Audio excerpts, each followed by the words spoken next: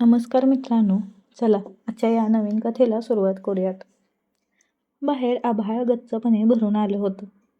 विजांचा कडकडाट आणि गार वारा सुटला होता.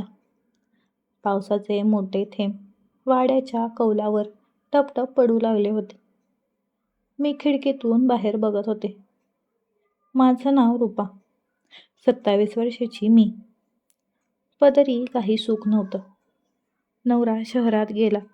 तो तिथेच दुसऱ्या कोणासोबत तरी राहू लागला होता. पदरात मूलबाळ नव्हतं.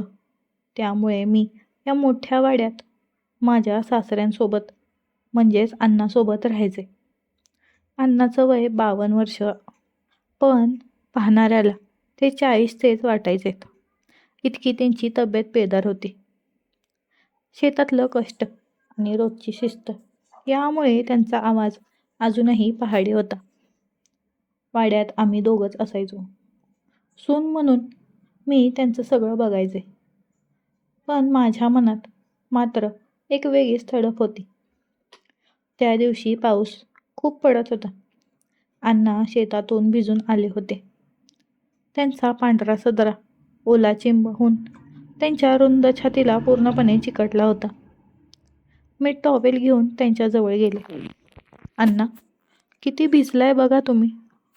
अहो, सर्दी होईल तुम्हाला, मी काळजीने म्हणाले.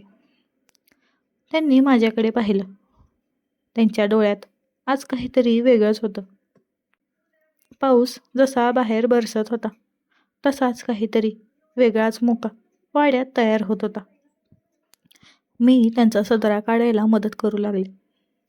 माझा हात त्यांच्या गरम शरीराला लागला आणि माझ्या अंगावर काटा आला.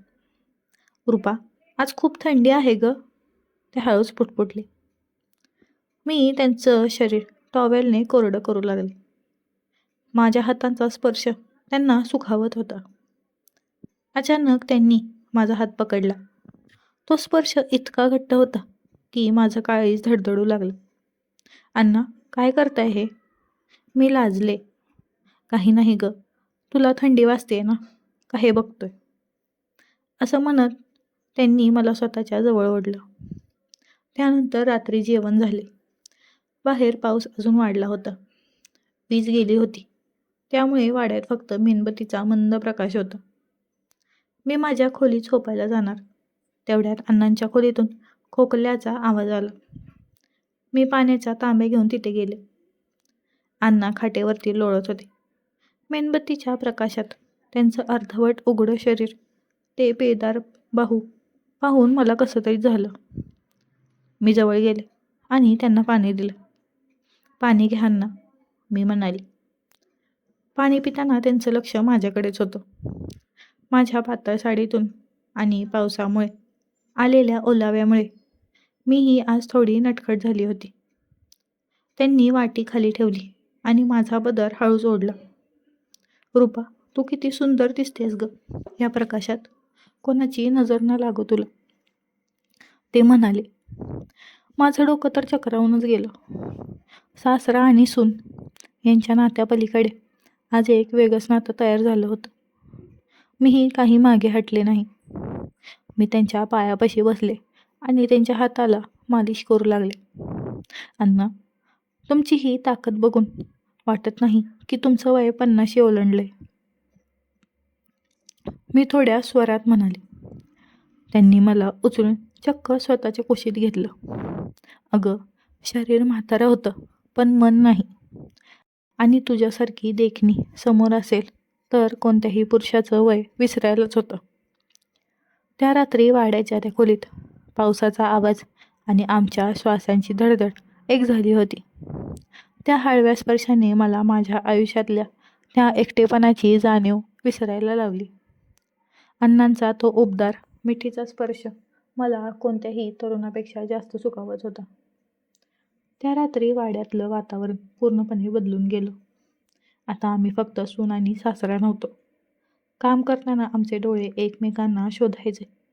कधी स्वयंपाकघरात पीठ मळताना अण्णा मागे येऊन मला गुदगुल्या देखील करायचे.